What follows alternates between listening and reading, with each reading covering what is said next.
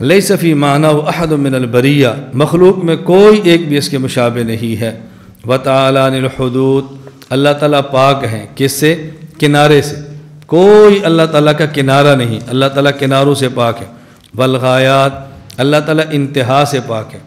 والارکان، اللہ تعالیٰ اجزاء سے پاک ہے۔ والاعضاء، اللہ تعالیٰ حصوں سے پاک ہے۔ ایک ہے عضو اور ایک ہے رکن، بات سمجھی؟ دیکھیں نا، جسم ہے نا، تو ہم کہتے ہیں جسم کے اندر ایک عضو کیا ہے؟ بازو، پھر بازو کے آگے جز ہے، تو بازو کو عضو کہیں گے، اجزاء کو ارکان کہیں گے۔ اللہ تعالیٰ ارکان اجزاء سے بھی پاک ہے، اعضاء حصوں سے بھی پاک ہے۔ والادوات، ادوات کہتے ہیں آلات نفع اور نقصان، اللہ آلات سے بھی پاک ہے۔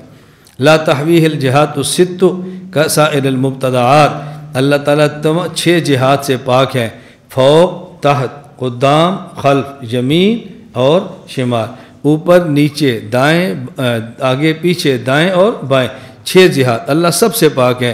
کسائر مبتدعات، جس طرح عام چیز جو دنیا میں پیدا ہوتی ہے اس کی 6 جہات ہوتی ہیں، اللہ یوں نہیں ہے، اللہ تعالیٰ 6 کے 6 جہات سے پاک ہے۔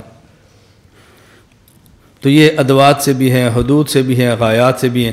ایک ہوتا ہے دنیا میں جسم، جو جسم کی انتہا ہے اسے کہتے ہیں سطح، اور جو سطح کی انتہا اسے کہتے ہیں خط، اور جو خط کی انتہا اسے کہتے ہیں کنارہ۔ دیکھو یہ جسم ہے نا، یہ اس کی انتہا کیا ہے؟ یہ اوپر، تو اس کو کیا کہیں گے؟ سطح۔ اور یہ سطح یہاں سے شروع ہوتی ہے یہاں آتی ہے، یہ کیا ہے؟ خط، اور جہاں خط ختم ہوتا ہے اسے کیا کہتے ہیں؟ نقطہ، نقطہ کہتے ہیں، نقطہ۔ تو جسم کی انتہا کا نام سطح ہے، سطح کی انتہا کا نام خط ہے، خط کی انتہا کا نام نقطہ ہے۔ اللہ تعالیٰ ان تمام کی تمام چیزوں سے پاک ہے۔